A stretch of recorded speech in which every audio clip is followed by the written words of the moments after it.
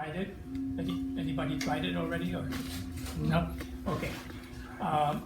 Basket illusion is basically a way to work with the surface, try to duplicate something that looks like something else, really. And I got interested in baskets because I love weaving, the basket weaving. I think that there is such a long history. I wasn't aware of this. There are baskets, first of all, there are baskets all over the world. Right. That's such a uniform thing. And I was born and raised in North Africa. And there are some tribes that never see anybody. And they have some of the most unique baskets in the world. They never see anybody. They don't have TV. They don't have contact with the world. But you see some of their weaving, it's just unbelievable. They carry everything with baskets, so they're good at it. And I like really what people can do with a basket because it's not as complicated if you really think about it, but it is very unique. You can really do some artwork on it. For instance, I realized that I saw a basket about a few months ago, maybe 6 months ago, and it was in one of the pages of art book. And this basket was someplace in California, from one of the native galleries. And it is valued now at $254,000. And I looked at that and I said, I wonder who made it, first of all. I wonder how she got paid for that and how much she got for it. Yeah. So I started reading on it. I just researched it, and I went back and I can't find out. You start going down one of these holes. You find some big surprises. Now she, first of all, did these baskets in her hut in a house that she had with no electricity. She had a full-time job. She took care of the house. So I don't know when she worked. And this basket took about a couple of years to do. That's how complicated it was. But I was so interested in what I saw that I said, okay, I'm going to make a basket to duplicate that. I'm not going to design it. I'm going to just take it and duplicate it, but make it in wood now. So that's what that's why I got interested in basket illusion. So the first thing that you see in a basket illusion is a lot of native design. Okay, and what really you have to do is you have to create an illusion of a stitch, basically of some kind, make some segments so that you can put a design in. But then from this point on, then you have to decide, okay, so it's going to be a repeat, so you have to decide how many segments you're going to make it. Is it going to be 40? Is it going to be 120? Because you have to put the design in. The design has to continue, it's to come out on the other side. So you have to figure that out. But basically is you take a bowl or a shape that is pretty good for them, and then you do the beads. The beads are pretty straightforward, and I'll show you some tools that you have options with. And then when you have that, you just leave it on the thing on it. You have an index wheel. Now, you can use the index from the thing, but that's only 48 segments, 48 sections, and that normally is not enough. So here, this one goes from 48 to 192. Wow. So, if you're doing something real fine that requires a lot of little intricate design, then you need a lot of segments because otherwise the thing looks kind of silly. So what I thought I'll show you, this is just the beginning. I already put the beads on. And the beading tools. What kind of wood did you use? You really can do, if you're going to do a lot of design on it, a lot of design work on it, then you should think about it. You should think with the color of the wood, because you may want the color of the wood to be part of the design. But not all wood will take a beading tool. True. So basically is, once you determine that you want something very light, then, you know, maple or if you're gonna go, you know, some other things, as long as you have the clear enough design for whatever you wanna do. Now, if you're gonna do a lot of embellishment, like I'll show you later, you can do anything, you're gonna be covering it up anyway. So, and then there are ways to do a basket without doing the beading. And that's what I wanted to show you, the next step forward. But this will be the straightforward, the easiest way to do a standard type little bowl. You put your beads in, and then you make your design, your lines, separation lines, and you use but now, there are all kinds of stuff that is available on it to make, but I like to make my tools. So this is one of a little shaft in there, and it's epoxy. It's glued right on. This is fine for this kind of work. You know, you're not doing any leverage on it. This is designed primarily to make lines, or if you are going to be the kind of person that wants to do mechanical work, not to do freehand,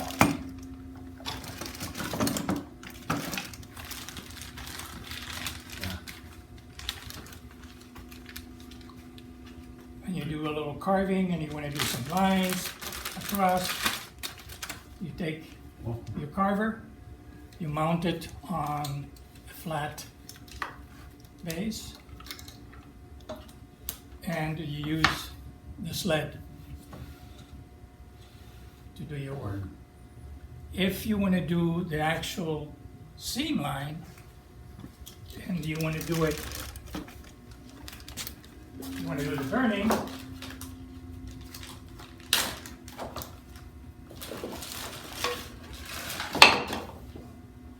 you can actually put your pen, you burn it, make a little contraption, you trap, and you use the flat base for that. So you use the index wheel, move it up, and do it that way. Now, I personally have done it that way, and it's probably a little faster, but it's not quite as good as doing it by hand. Now, when you make, first of all, you need a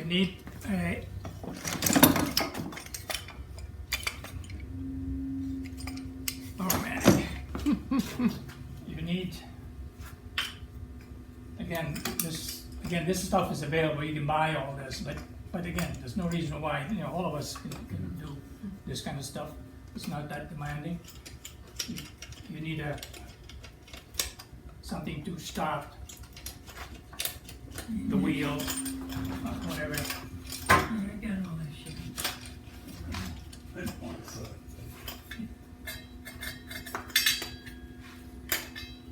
Here we go.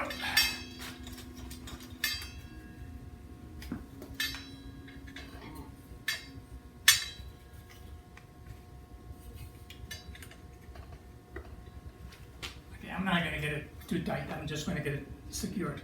But now I'm using the second slot. Actually, I'm using the second slot on my way in. I think it is the 72.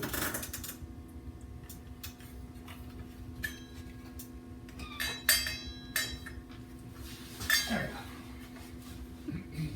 So now I have it in a hole, and I'll move this little lock out, move it up to the next hole all the way around. And then I use this unit.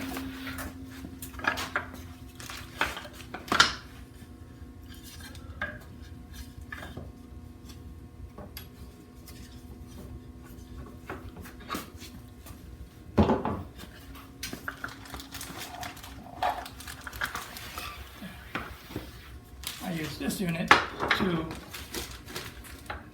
do the.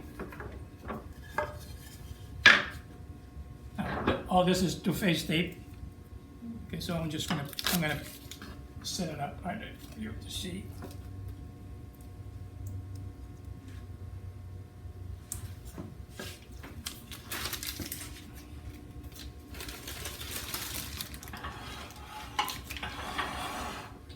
Okay, now what you want to do is you want to put so that the mark that you're making is parallel with the center, okay? Pretty close to it. It's not that critical, as long as it stays there all the time, you know, from that point on. So, I only put just 2 of those adhesive strips, and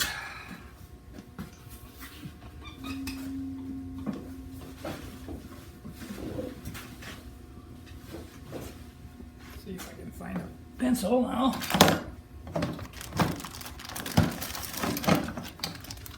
Which I should have.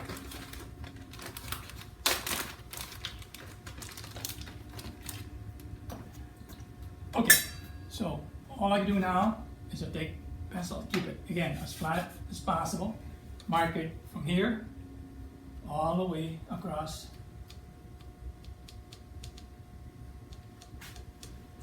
That's pretty straightforward.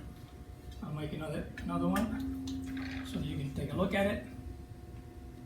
It doesn't have to be on the center line to start, does it? Mm-hmm. Does it have to be at dead center when you start, or? As close as possible to this center. Because you're going to come back around to wherever. All the way around, yeah. But you don't have to move it. You know, you have to do the whole thing in the same position. Mm-hmm. Right. If you're off a little bit, it doesn't make any difference. Mm-hmm. It's best to keep it as close as possible to the center. This way, the mark. But I'm just going to make about 4 or 5 lines so that you can see them. When you're cutting the grooves, how do you control the depth?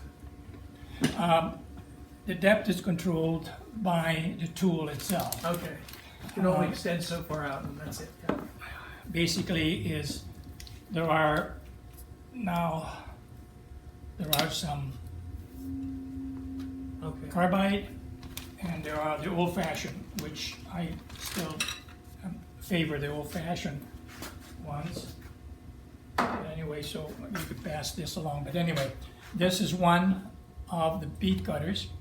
So once you start and put the edge in place, you go in and you shift it slightly Right. until it starts hitting The the bottom center. curve. Once yeah. you see the center Yeah. come, you're done. Yeah. You stop. And then the nice thing about this is that the next one Already have the edge. is already have the edge on it, so then you get the nice uniform. Yeah, I have a set of bead cutters. Do you? Like You can those. pass it. You know, they come in different sizes. Yeah, Yeah. come basically in 3 sizes. Have you ever made one out of old, Oh yeah, look at that. Out of what? Oak? lathe tools? Mm-hmm. Like spindle gouge or bowl gouge?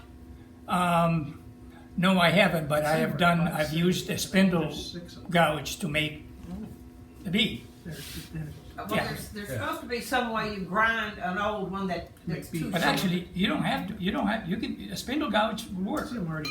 The problem is to make them even. No, this one makes a beading tool like this Oh, okay. from the spindle gouge. All right. Well, yeah, I imagine there's no reason why. There's no reason why you couldn't make it. Yeah. You There's no can reason why you- grind the back of it somehow. Sure. Yeah. Those are the same size, but one is in carbide and one is in thing. But in order to get the depth, as soon as you reach the center, Yeah, stop. Yeah. and you can just tell. You can almost tell when the thing starts. You see shaving coming out of the center. You're done. Yeah. So the same way I was doing it with those tools. Yeah, okay. Right. Exactly.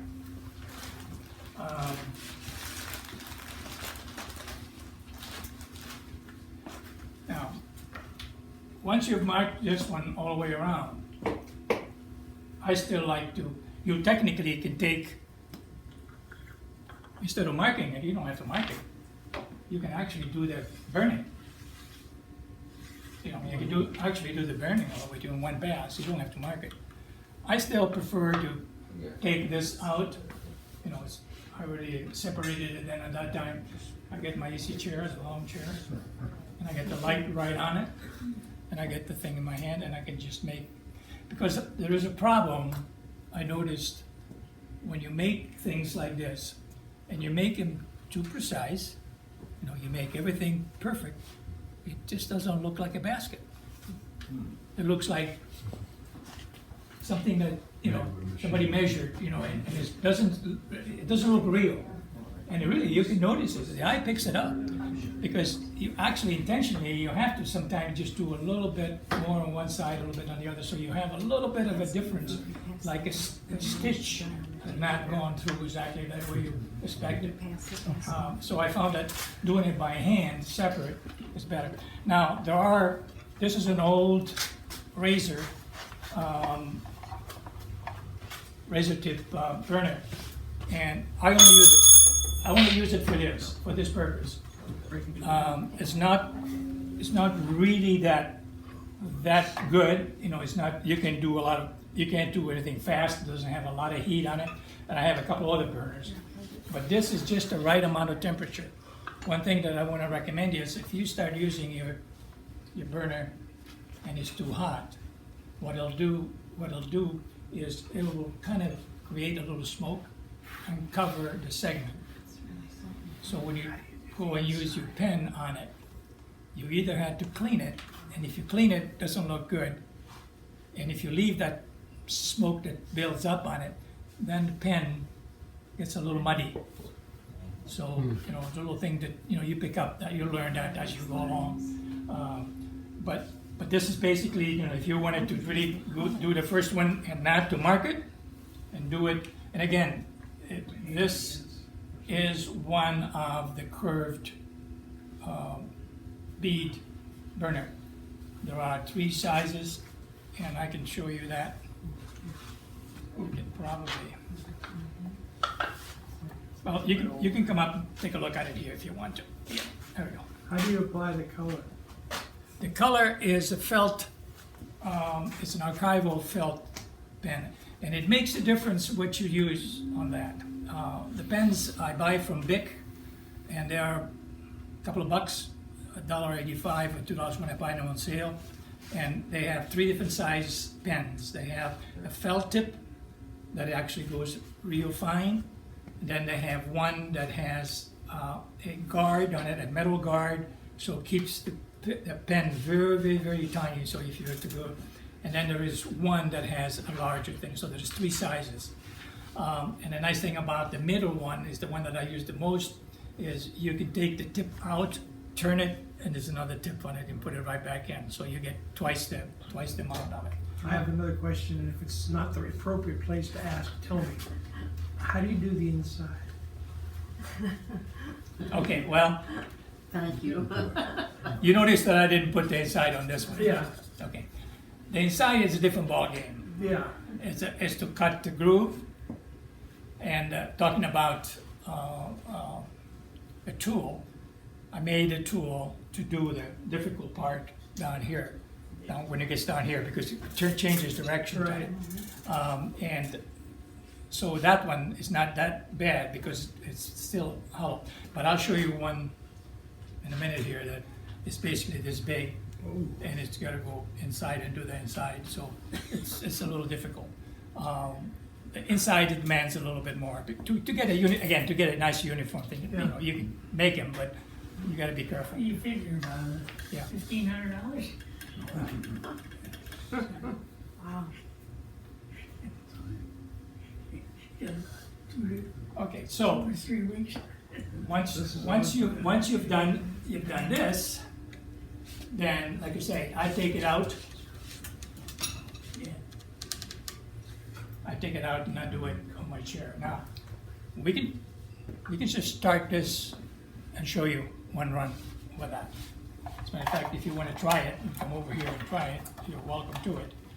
But we'll, is this 110?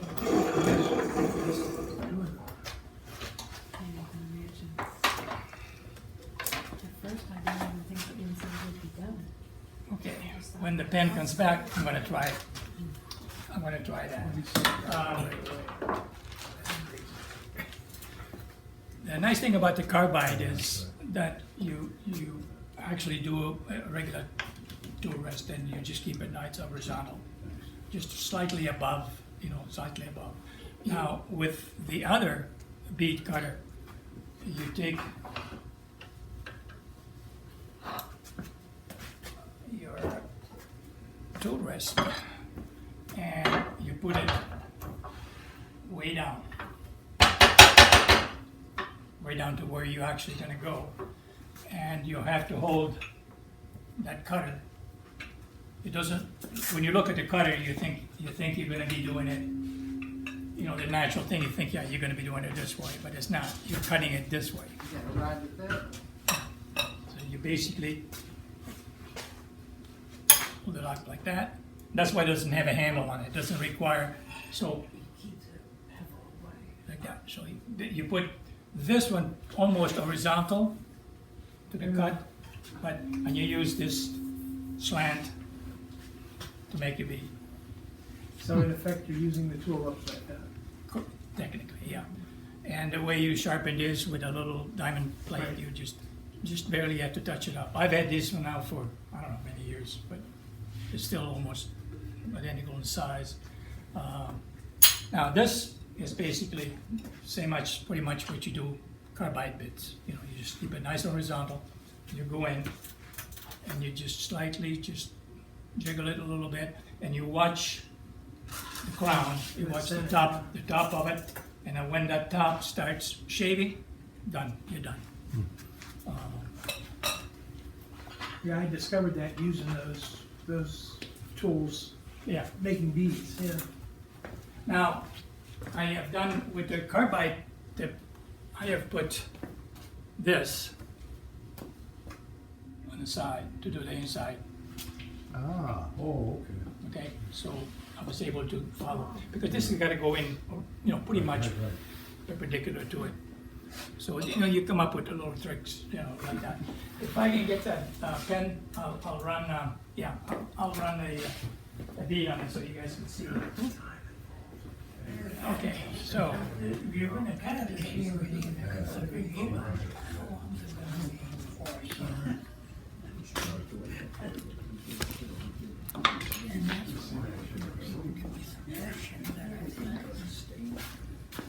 That's just a rheostat. That's just a rheostat to control the voltage. yeah, just have to keep it flat. Because you got one of those little, you got to keep it flat. So. And again, and this one, same way. This one should be someplace.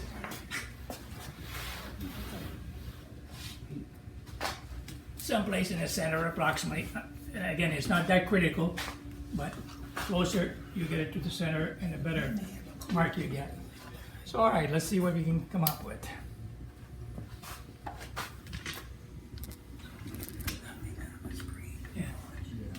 And one thing is, when you secure, this goes back on a little collar back there, and when the chuck comes back, tightens it. But it's nice to, let's see, where's the lock? It's nice to be able to keep it tight, because when you do all of them, you don't want the thing to come loose, otherwise it makes. Where did you get that index wheel? There are at least 4 or 5 suppliers that have it.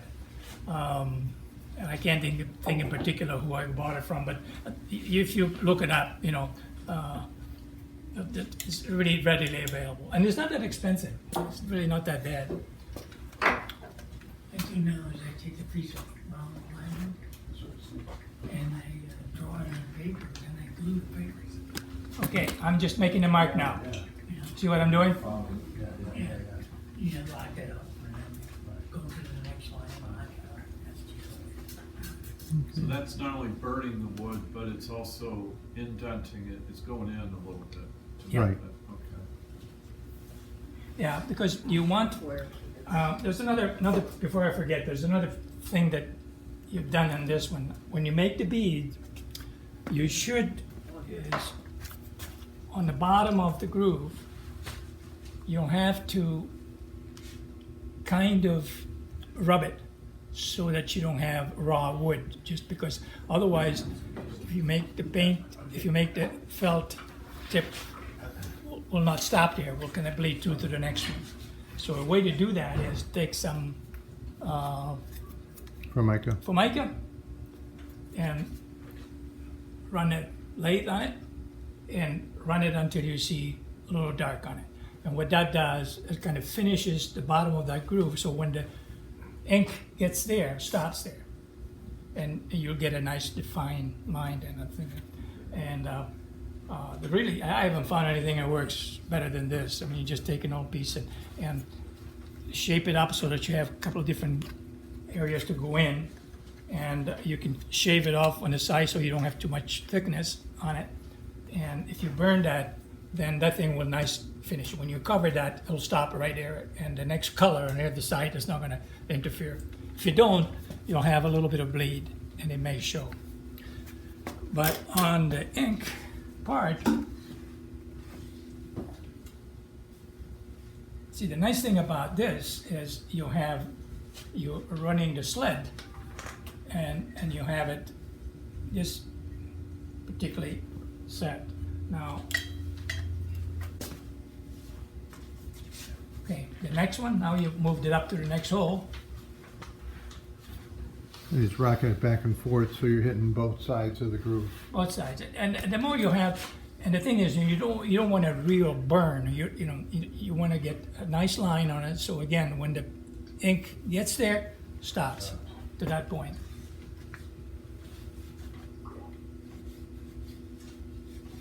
See, this way, if you do it this way, you don't have to mark it at all. You just do it, and by the time you come around to the other side, you'll be all right.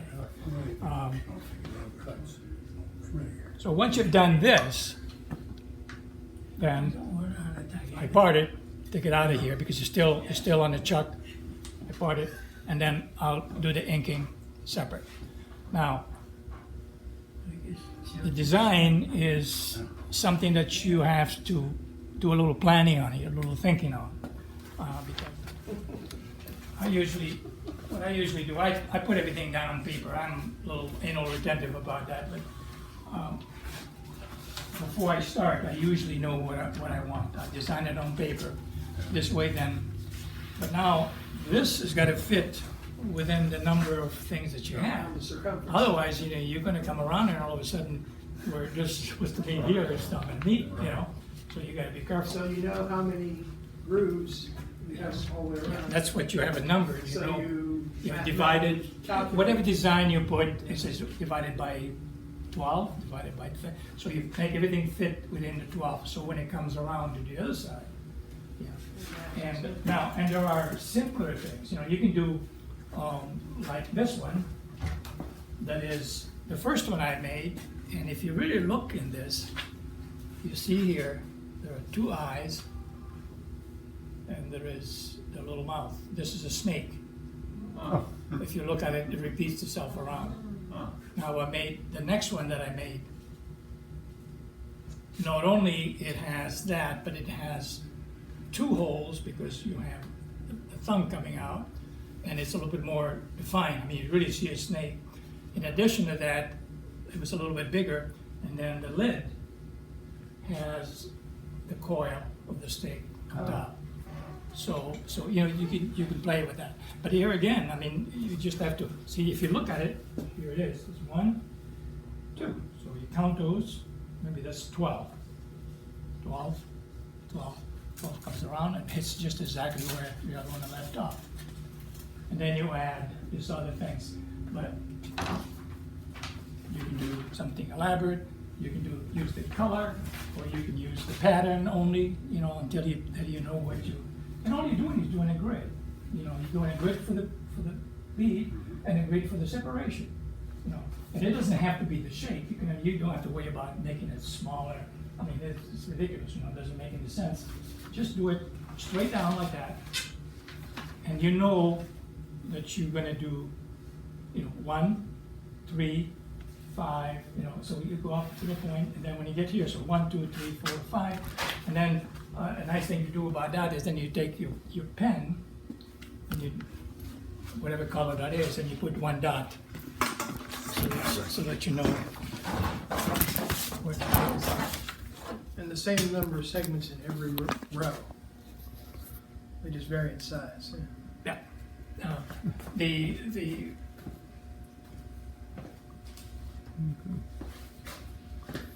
there are different designs that you can put. You know, it doesn't have to be, that's, you know, this one is more, it's nondescript. I mean, it's not like a native thing on it, but it's sort of is, but, you know. And then this one also has some macrame in there, just some inlaid pieces on the bottom. Now, this one is a little bit more, and it is, the inside is one color and the outside is the other. There's no repeat, it doesn't go in and out. Those are a little tough to do, you know, to make them match inside or outside. And this one just added some design on it. So there are different things that you can do to progressively go. And then you notice here in the center that everything became one color. Now, you barely have the beads so small in there, and you have the separation so small that you just wouldn't make any sense to try to do. So to make the bottom, you know, to make the bottom all on one side. And I like to leave the bottom of it completely open so that people can tell that it's a wood piece, it's not, you know, the basket. Okay.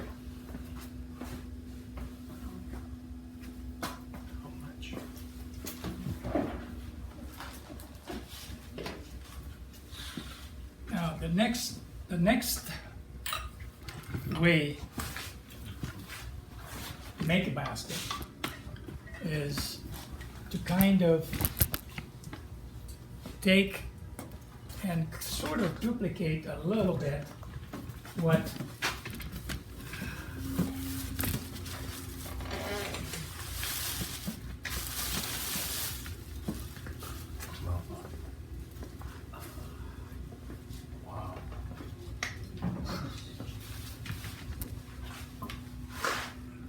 left inside, without anything in it, so you can see it's wood.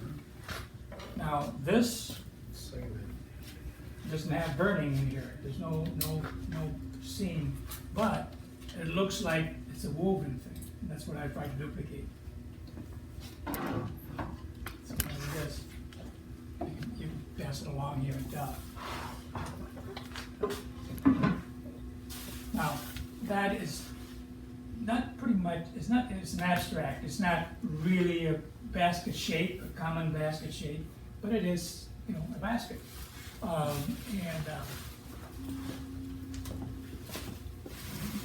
What kind of wood is that? That wood right here, probably is maple, because it does allow me to use the high-speed cutter. And I use, that is all done with this, all the things, each one of them is done with the little cutter on it. Similarly with this one.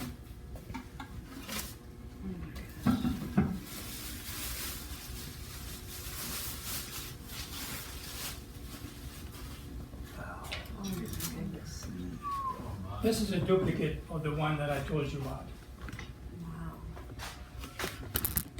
Took her about 3 years to do this.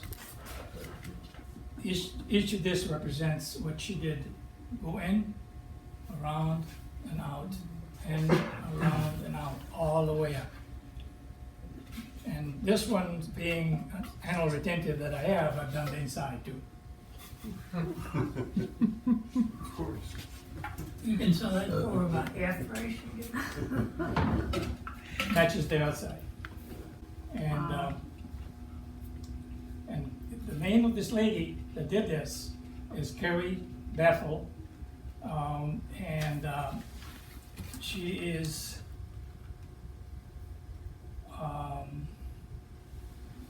trying to figure out what tribe she belongs to. It's out in California, and She did this about 100 years ago, 75 years ago.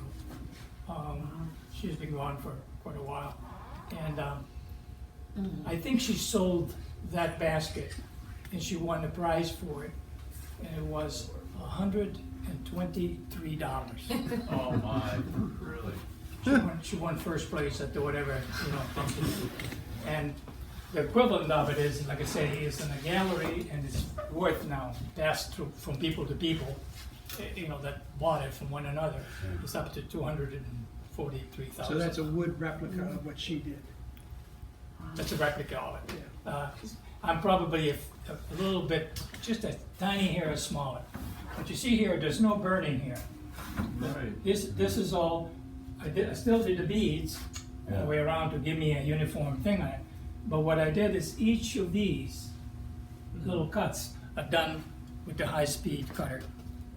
Ah, Yeah. So what I did is I used the sled to make quarters, to make pieces, so that I had the lines coming down perfect. And then I used a little bit of I made a little guide, and there's where I use maple because it's hard. And that I laid the cutter right against the thing, and I held it straight, and I used it as a guide. That's why I kept it fairly straight.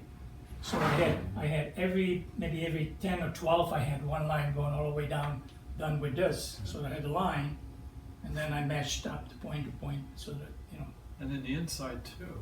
inside. Now, the inside is cheating. The inside, this is a segmented piece. The bowl, the actual bowl before I started is made in segments. So let's mount it here on one chuck, mount it there on another chuck. And I made the rings and I glued the rings as I came all the way to the center. So I was able to do that inside. As you, Right. as you went along. Take two bowls and, Yeah, close them. yeah, I took it all. Otherwise, no. But then the idea behind, for me, the idea behind it is I wanted to feel like a basket. I wanted to look and feel like a basket. Right, right.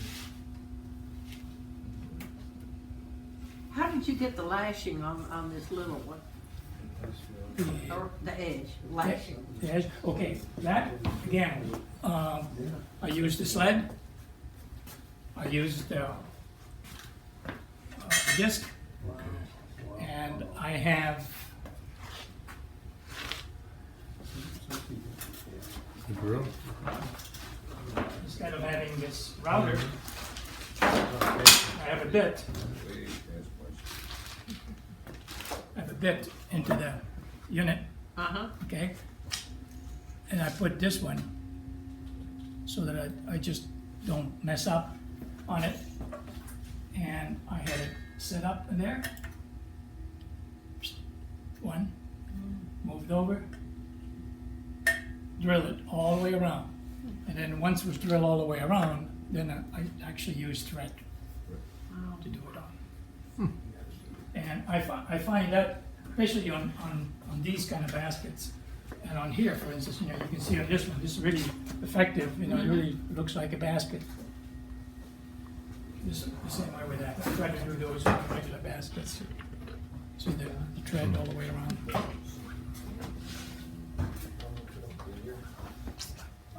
You really, the next one is up on the drawing board now. I am probably going to do one with a lid on it. And what I'm going to do on it is I am going to take and do the same thing here. This is half of a dowel that I sheared, and I glued it in place.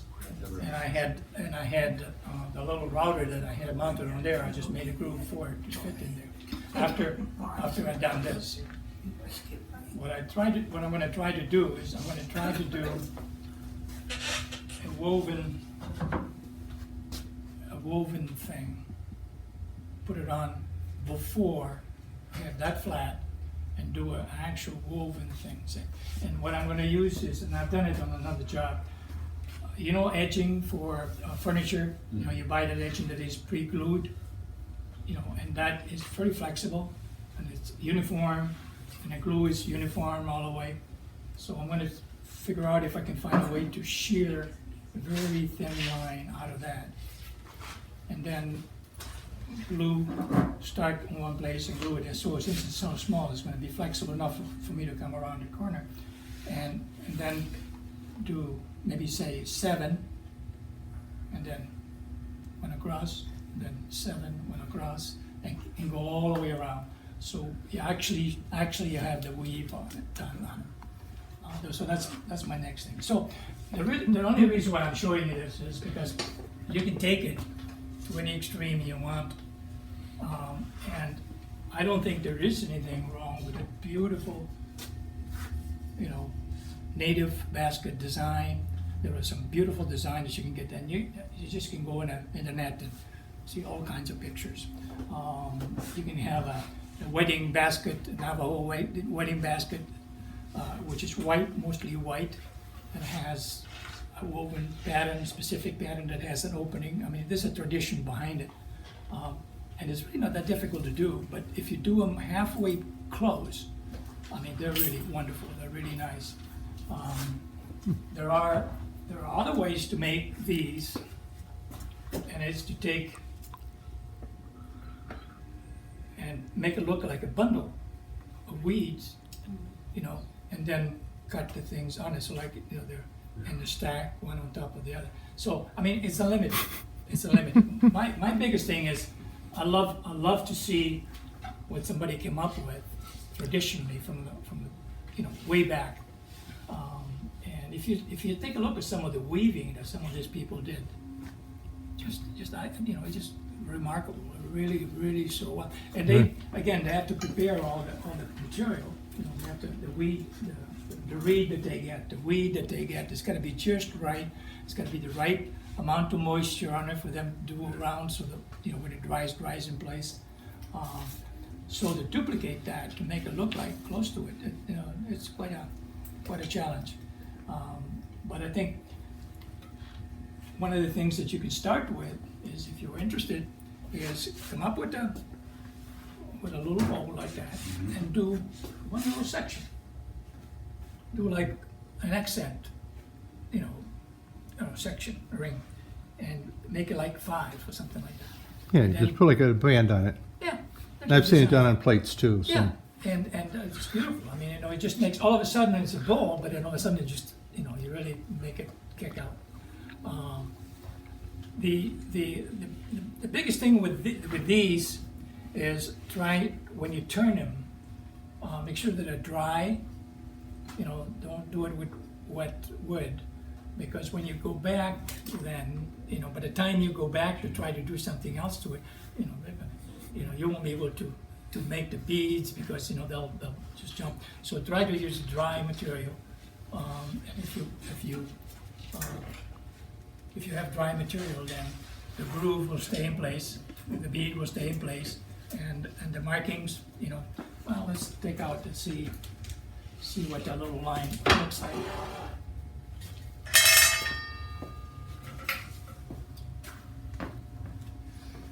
Real quickly, do you submit your pieces to like art shows?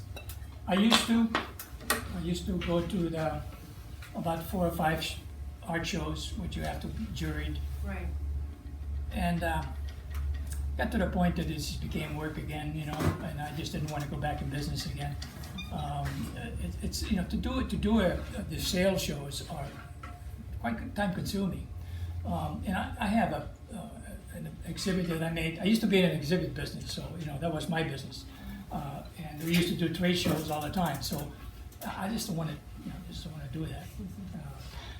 But we did. One of the most successful one that we had was up in Barrington at the hospital, at the barn. The 3-day show, and I was just lucky I met a wood collector. The second show that day that I was there, the booth was set up and it was not open yet. It was like 8 o'clock, and he and his wife kind of walked in, and they came straight from my booth. And they started asking me all kinds of questions. And I said, I don't know what this means, you know. And, I've been doing sales and things like that for a while. I said, I don't know what this means. And he was asking about the best pieces that I had, you know. And then finally, when the conversation was over, he said, I'll take that, I'll take that, I'll take that. He didn't ask the price, didn't ask anything. So I told him, okay, so beautiful, you know. So I said, here's what it is. And it was like $4,000, all right? $4,100. And he says, can you round it out? And I thought he wanted a discount. And I said, yeah, for that, I definitely can, you know. I said, I'm definitely working out. So I was gonna give him like a 10%. And I started to do that. They says, no, just make it a round figure. I don't want, you know, the price is fine. You know, I don't want.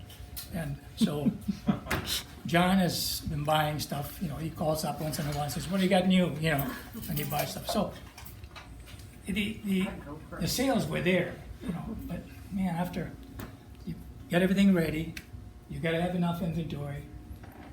And then if you don't have it, you know, somebody comes and says, oh, you sold it, you know, what am I gonna do now? You know, I didn't buy it when I came the first time. So I'll make you another one. So you go back, you know, and you gotta just go to work, you know, and get per pieces. So, and then my wife and I did that, and we did the shows through the years, for 40 years of business. And I just don't want to put it through that. You know, there's a lot of, you know, paperwork that has to be done. The computer has to work. You know, the machine has to work, and I just don't. And thanks God, I don't need it. You know, I don't need to make a living on it. So I just stopped. I haven't done anything in the last few years. You meet different people than I do. Yeah, well, yeah, you know, there is such a thing. I think we shortchange ourselves. We turners shortchange ourselves. You know, when you do something like this, okay, I'm surprised you didn't ask me how many hours it did. First of all, I wouldn't be able to tell you how many hours. I'm afraid to, actually. Yeah, but it says, how you going to get paid? So, but you got to stick to your guns. I mean, basically, is all right. Go get another one someplace else like it, you know, and you know, and you Aren't you afraid we're all gonna copy this now? you're welcome to it. Yeah, right. The only thing I've been worried about is somebody. Your eyes start crossing. You left better. You mean what's that? The public wants to pay you $1 an hour. Yeah, George, you could do that. yeah, and I'll tell them. Says, listen, we have a class starting next week. You want to come over? We'll teach you how to do it. You know, I mean, that's you don't have to take it. I mean, you know, if somebody tells you that, says, well, you know, I can't afford it. Well, that's fine. That's a different story. You know, I understand that.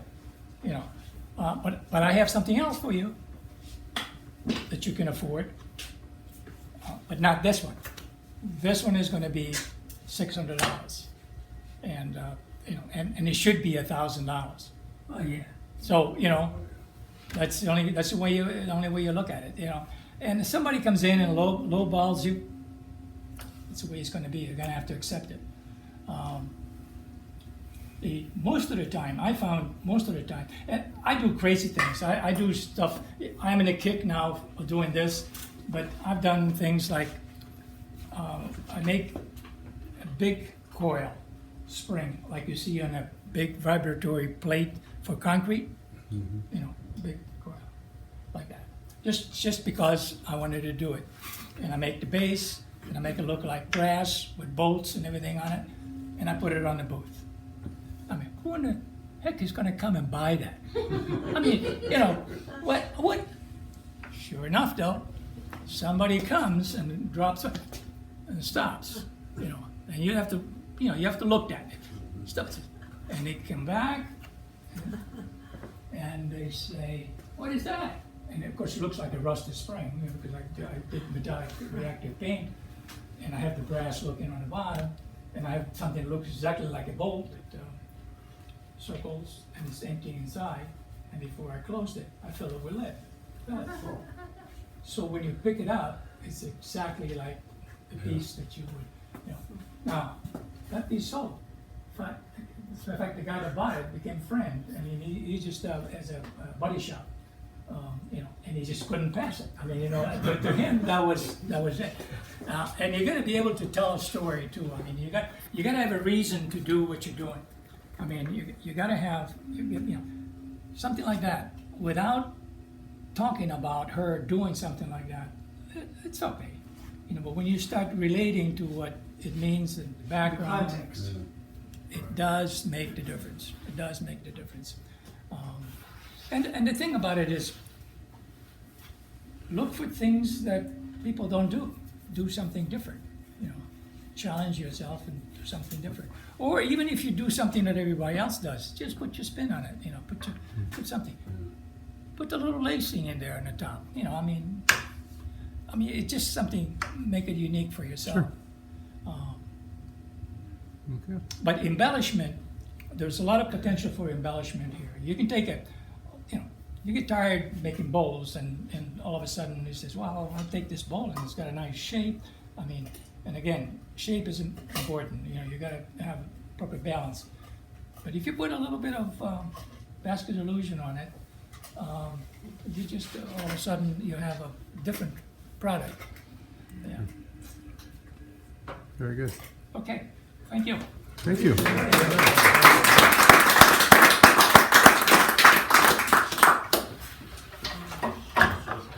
You want to pass that around, or? Yeah, I just, actually, I can throw out.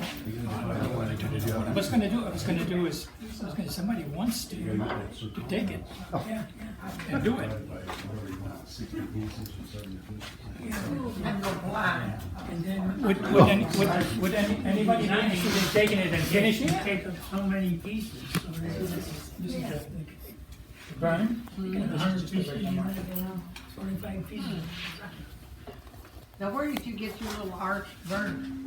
Is that one of the? It's available, it's a razor tip, has them, and there's a couple of different companies that